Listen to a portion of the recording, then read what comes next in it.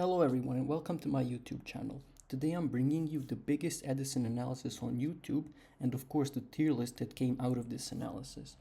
Now it makes sense for me to introduce myself. I go by the name of Fred Gadget. I'm a master's student in computer science and I play Edison Format online and in person.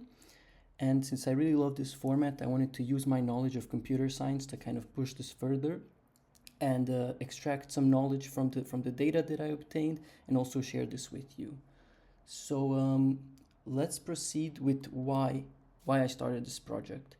So initially, I saw a lot of tier lists on YouTube and I saw a lot of people discussing in certain discords of what decks are good, what decks are not good, what kind of what's the meta like, how is the meta shifting, what's the best deck now, what the best deck will be, for example. And to me, all of this was kind of giving mixed signals, mixed information. I was not really sure. And there's a lot of speculation in the community. And I feel like with every other game or every other sport, there's a lot of analytics involved. And I felt like this is something that we were missing in the Edison format. So all of this cacophony in the community made me kind of start a project where I can have some assumptions that I make, and then from then on really extract the value from the data and get the information that I wanted. Now, of course, this ties into the second point, which is personal gain. So I really wanted also to have some data backing up my decisions, the way I build my side deck, the deck I choose. And after completing this project, I kind of said, okay, this is not only for personal gain. I think a lot of other people would benefit from the same project. So finally, I kind of took the initiative to make this video and to kind of summarize everything I've done. Format Library has done a good job at kind of running some of these analytics. And Jazz, I don't know what's his real name, but that guy, he kind of also helped me with some code, and I want to give a shout out to him. But I've kind of still decided to push this a step further and have data and have analytics that's kind of more broad, because what they do at Format Library, as far as I understood, is based on a specific tournament, and then that analytics is skewed by the percentage of each deck, and the decks are already pre-made, and the data is not that big. I maybe, let's say, like 100, not even 100 matches per tournament. So I kind of wanted to do something on a bigger scale. So let's just see what I did, right? So over the next few months, in fact the previous 2 months, I've been just kind of collecting Edison rated matches, and I've kind of collected all of them into one place from where I can do my analysis. This seemed like a good place to start because without the data, this project would not make any sense. And in fact, it was not only to do analytics. I had the idea to maybe build an evaluation bot, something like for chess, like AlphaZero or those AlphaGo, like something where we could kind of say, okay, given the game state, what is the current situation and who's going to win, right? Maybe even more ambitiously to build a bot that can play Edison, but I don't know why that would be useful to anyone. It would be a cool project, but yeah. So for all of these projects, I needed a lot of data. So we have 100,000 games. And I've just decided to kind of do metagame analysis until now because I'm also rather busy and these other projects are more ambitious. So if you just want to see the tier list, you can skip the next part. However, I really think that the next 3 slides are about kind of nerdy stuff of how the project was implemented. And if you care, I will just you can just listen through it. But if you do not care, you can just skip that part. So the first of the 3 slides was the biggest challenge that I faced. And the challenge was essentially that what even is an Edison deck, right? Because in advanced Yu-Gi-Oh, you have all of these archetypes that are pretty well defined, and the cards don't really mix and match that well, right? You do play like Ash Blossom or whatever, some staples, but the archetypes exist. But at what point in Edison does one deck become the other deck, right? So for example, you have some frogs or you have a hamster Raikou Chaos engine, you splash that in and now you're playing a different deck, right? You have like Gravekeepers. So let's say you're playing Gravekeepers as a deck, or you're just playing the Spy, the Descendant engine. So this is kind of an issue that I was facing, and this seems like a simple thing to solve. And naively, I thought as well. But it's more difficult than it looks because, yeah, Yu-Gi-Oh is just very complex, and Edison is a diverse format. It's really difficult to cluster things and to box things into a specific deck. Like, let's say you have a set of cards that are being played, to kind of put them into one deck, into one cluster, into one zone is very difficult. Now, yeah, the problem is where to draw the lines, right? Like what would be the boundaries between decks? What cards constitute a deck and what cards are staples and what cards belong nowhere, right? This is rather difficult to do, but there were three techniques that I explored so far. There was clustering, where you could kind of take this data, do like a UMAP, dimensionality reduction. So you can see actually it's pretty cool. Like you see this little island on the top where you have Swap, Treeborn, and Caius, for example. Well, this island would be the frogs, right? Some other island would be Blackwings.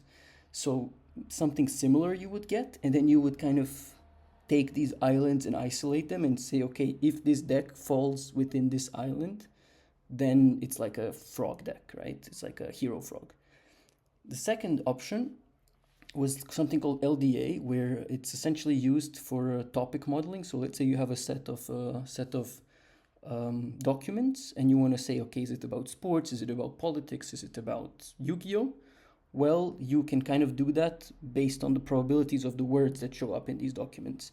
So similarly, you could say, okay, this deck is a Blackwing deck because it contains like certain Blackwing cards, while another deck is zombies because it contains like zombie cards, for example. And then so you treat each card as a word and a set of these words, these cards, as a deck, and then you say in which category it drops in, and this LDA kind of takes care of this in this way. These two techniques worked, but it's kind of difficult to show why they worked, and I don't know, I was not really comfortable with it. So the most simple technique was just maximum likelihood. Okay, like let's see, like given these cards, what's the probability that it falls within some predefined deck, right? So the left two techniques kind of find these decks, while the right technique you kind of have to tailor the deck. So that was the difficulty, but I think in Yu-Gi-Oh you do need this domain knowledge. You need this knowledge of the game to kind of push the data a little bit further. So I decided to go with this, and the third slide is just how we, given a set of cards, given some match, how did we cluster the players, the two players, player one and player two, to see which deck they're playing. So initially, I made an assumption that a given set of cards, let's say 4, 6, a small set of cards, belongs to an archetype. So here's example: you have Zombie Master, you have Goblin Zombie, Mizuki, and Book of Life. And then what you do is you check which cards are played the most with it, and then you synthesize another deck. So here, if let's say these 4 are the starter deck, and then you have a deck of 4, deck of 8, you can do that until a certain point. As well, another hyperparameter or parameter is this likelihood threshold. So how, like let's say here you have like 4 cards, but if you put threshold as 1, that means, for example, that Goblin Zombie, even if it's played with Blackwings, it will still evaluate as a zombie deck, for example. So here you need to put this threshold, but the problem is where is it? And for me, it was very difficult to kind of just estimate it and put one. So I kind of averaged across many different thresholds. And once you average across these thresholds, you can get an accurate estimate, and you don't get unbiased statistics. Well, at least that was the idea. Now, once that's done, only thing we have left to do is just to wait for the program to run, to analyze all this data, and 100,000 games, well, matches actually, so it's like on average 2.5 games per match, right? So it's like 250,000 games. Is a long time to wait for it to be done. But yeah, finally, okay, the computation was finished, and me, I was happy, and I got something like this. So I got the decks and I got the associated win rates, and finally, I mean, this is something very cool that I'm very lucky to be able to show you. and it of course makes sense. But I would like us to go through the tier list and just simply show you which decks fall into which category. So let's hop over to the tier list maker, and I'll explain to you what the certain tiers are of a specific deck.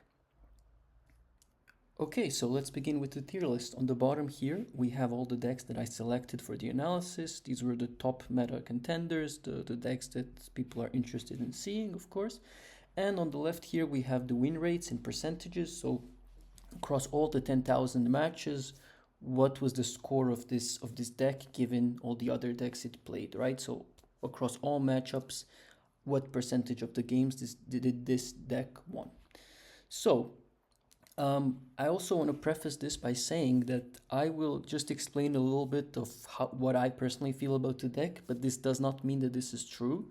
I'm just showing you what the statistics have shown, and I don't really want to do much of interpretation, because some of these decks maybe are very complicated to play, maybe they're underrepresented, so I don't really know what's going on. I can only give you my interpretation. But let's start with the first deck, being X-Sabers. So this deck belongs here. So it has slightly higher chance than random at winning.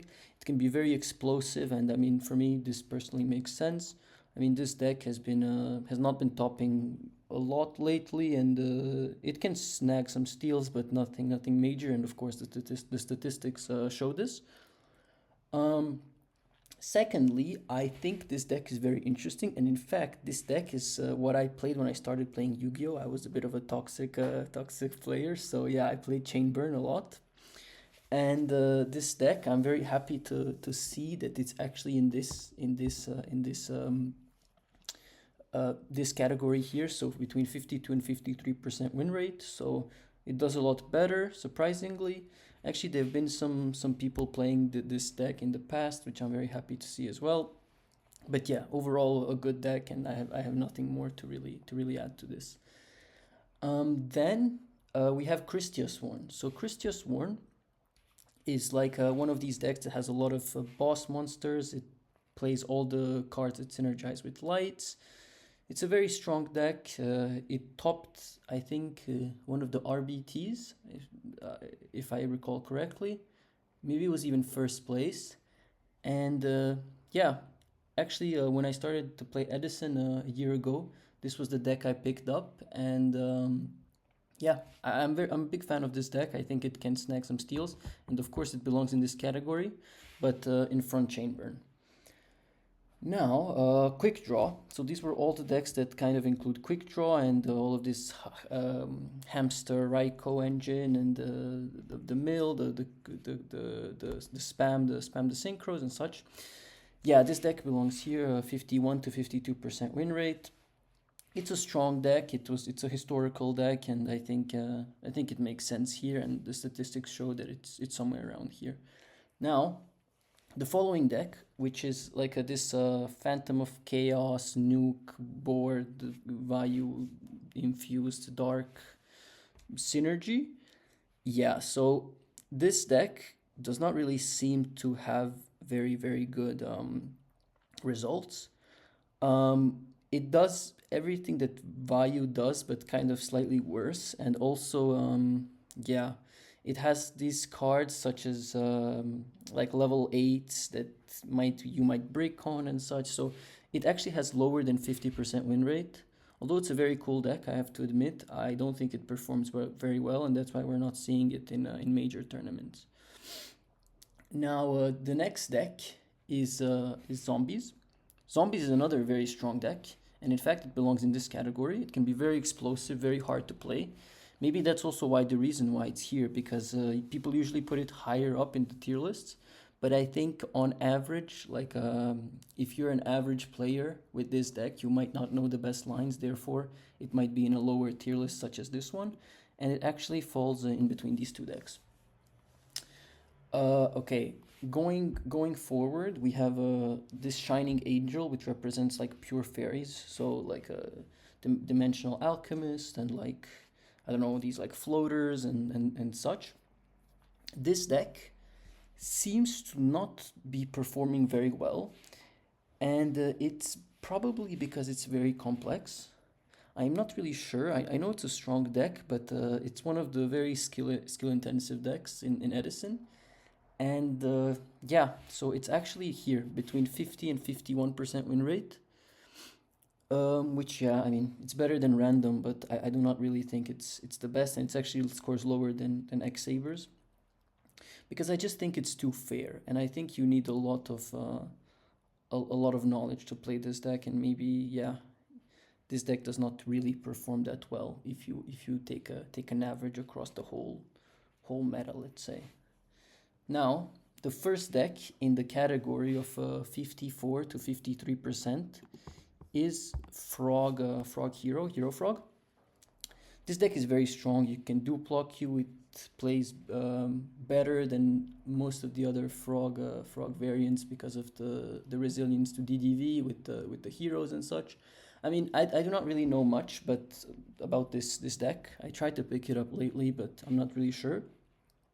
But I know it's a very strong contender. People usually put it in the top S tier, but I mean, based on this calculation, it's not really S tier.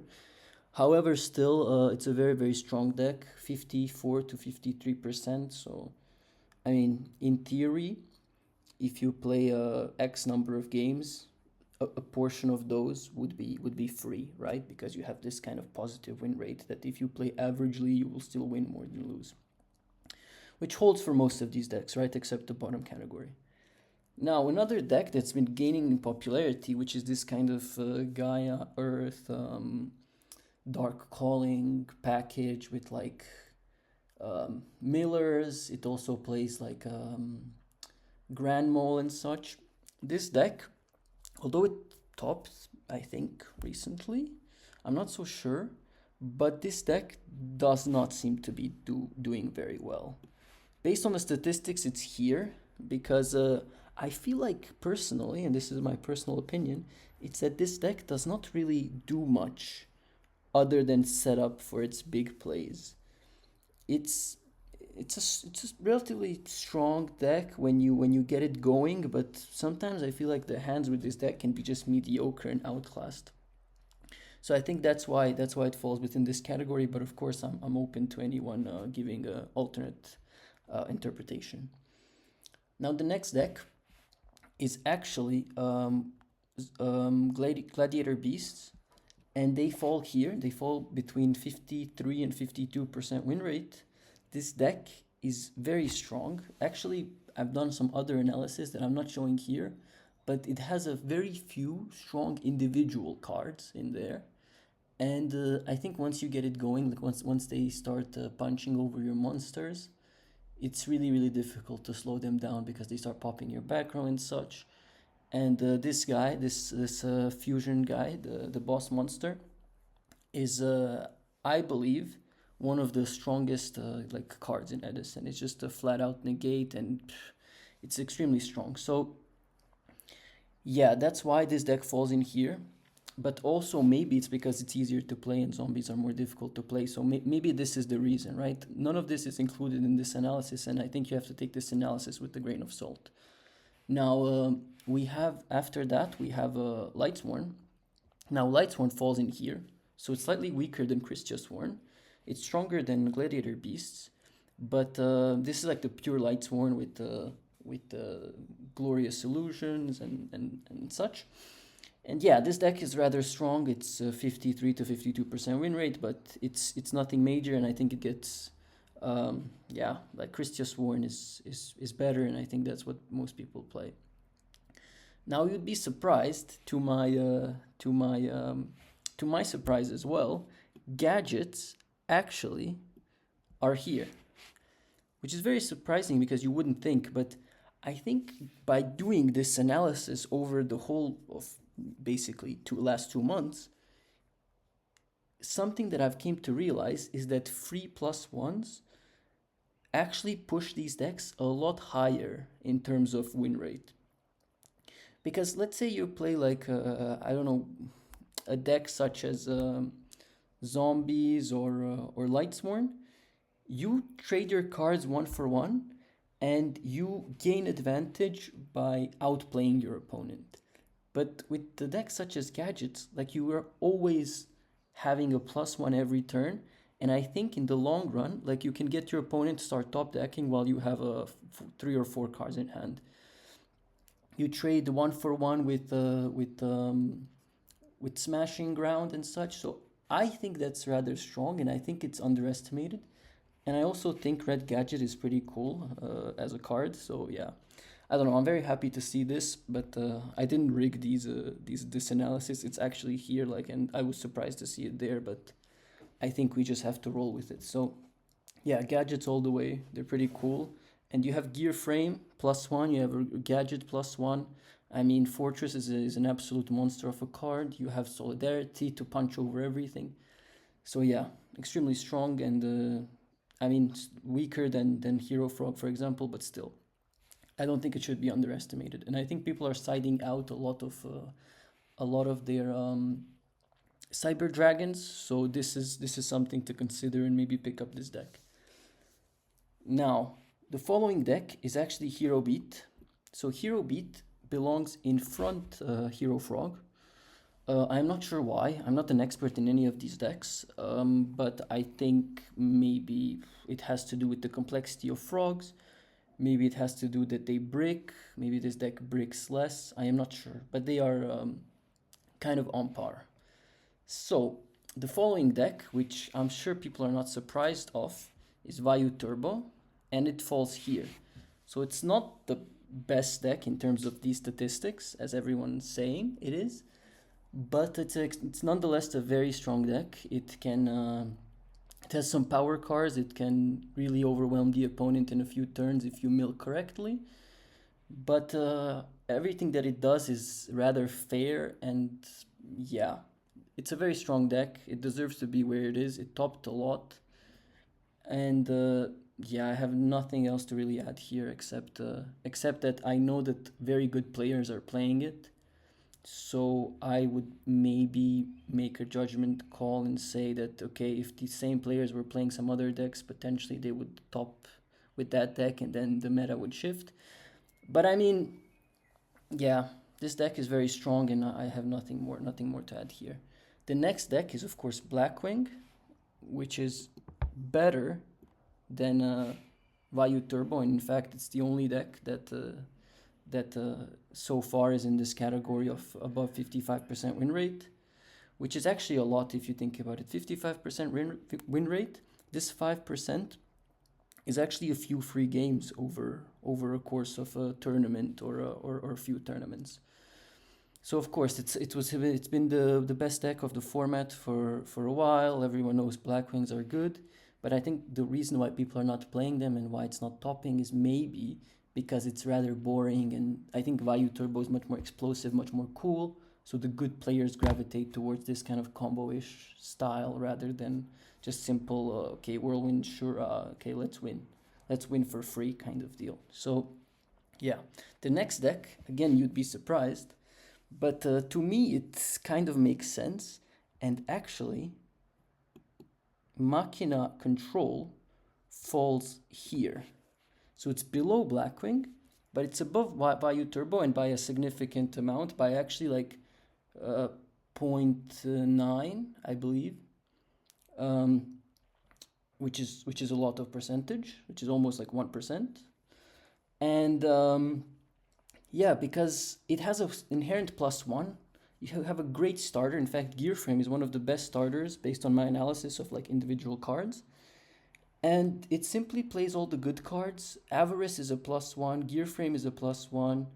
You have a Hamster Raiko Kaias engine that just generates advantage.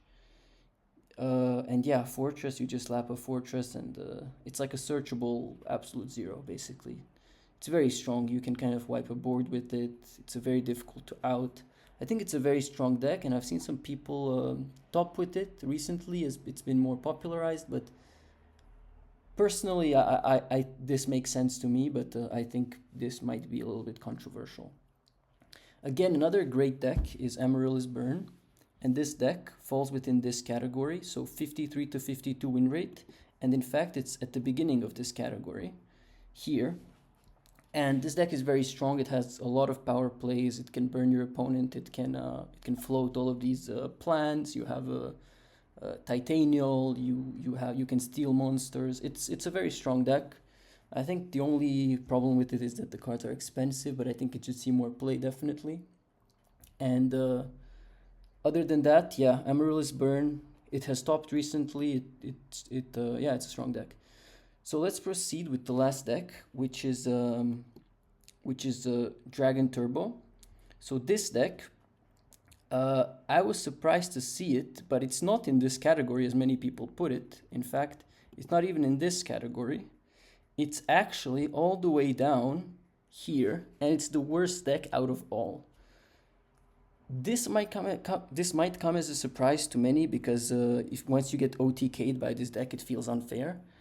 But over the course of all the games I've analyzed, and probably over the course of a big tournament, you just have so much variance in this deck, so much difficulty to get your plays going. You can break so hard. And I think the win rate of this deck, if I recall correctly, the numbers from my head, is actually like 47%. So like these ones are like 49, barely going into 50. This is actually just on average, you will lose more games than you win.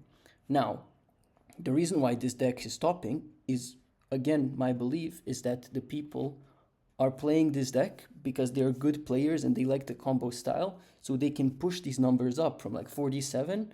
Your win rate might be 60% and you will still top a tournament because you're a good player. But overall, I think the image of the meta, when considering that, I think this deck should stay here. Now, this is basically the tier list as the analysis has pointed out. And I think now I would just like to go back to the presentation and do some more closing words and discuss some other things. But yeah, let's go back to the presentation. So now that we've seen the tier list, I think it's important to discuss all of these results and kind of see what can we conclude from this.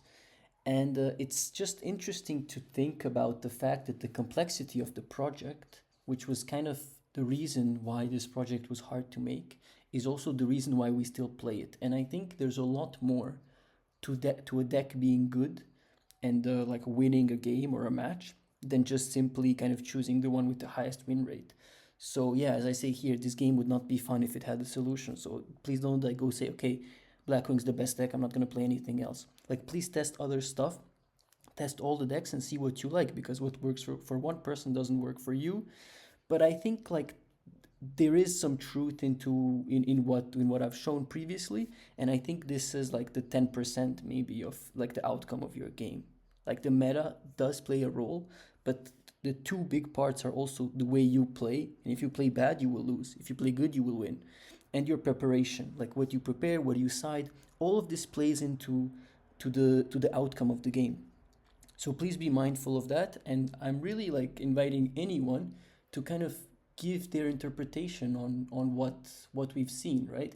For me, I could only give my interpretation. I can only give you what I think these decks could do and which ones are better, which ones are not, based on the statistics. But I don't think I have the expertise in Edison to really kind of draw a meaningful conclusion from this and say, okay, this is specifically the best deck for anyone, this is the worst deck. Dragon Turbo you shouldn't play. Just because I said Dragon Turbo is the worst here, based on the numbers, doesn't mean you shouldn't play it.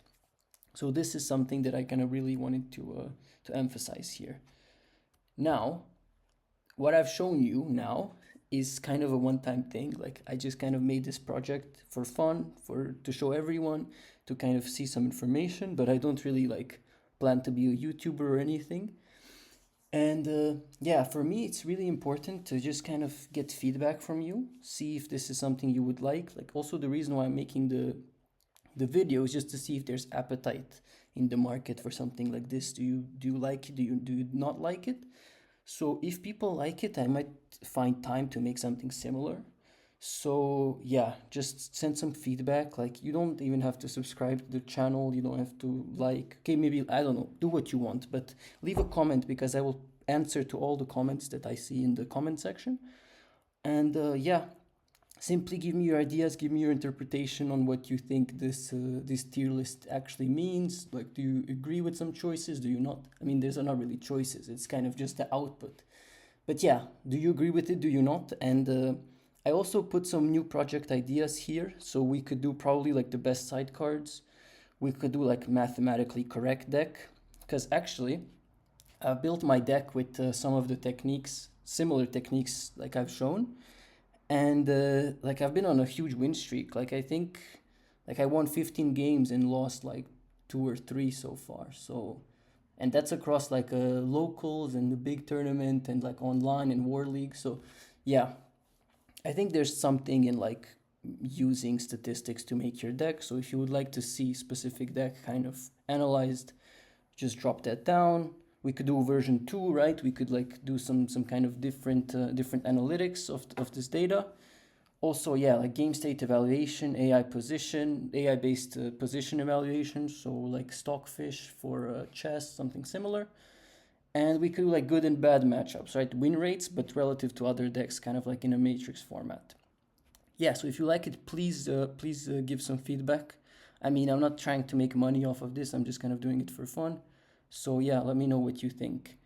And finally, I will drop you off with some nuggets of information. This is something for you to test, and this is specifically what I picked out from the data that I've seen that might have a metagame impact. So what I've seen is that Phoenix Wing Wind Blast is kind of strictly better than Raigeki Break.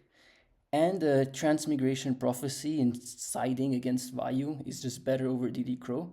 This is kind of understandable because, okay, you shuffle two and you don't banish. And I mean, I don't think we care that DD Crow is a hand trap because Edison is pretty slow. So the right one kind of makes sense to me. The left one is more tricky, and often people, this is something that I wanted to discuss as well, that often people kind of see the immediate value, but this does not play well when it comes to kind of general numbers and deck building. So like people say that with Raigeki Break, like you don't see the card again. So that's the reason why you shouldn't should play it over Wing Blast. But on the other hand, you do not know which card they're drawing. So like you could say, well, I want to get rid of Caius, like I want to kill him. I don't want them to redraw the Caius. But like let's say they have like another Caius in hand. Like they would if you Wing Blast it, they would top deck another Caius. But if you like don't, they might draw into like Grapher, they could pitch, they could make a play, they could draw into BrainCon, and they already have the Caius. They could do other stuff, right? They could draw into a Hamster that they could get value out of the Caius next turn. So I have seen that it's strictly better, and I would like to know what the community thinks about this, and if someone wants to test it more like in real life and in games, please do so and let me know your thoughts. And with this, I would like to conclude the video and thank you all for watching. And please give me some information, give me feedback. This is all I'm asking for, and just use the comment, the likes. If you want to subscribe, you can also find me on one of the Discord channels. Just shoot me a DM and let's talk about this. So yeah.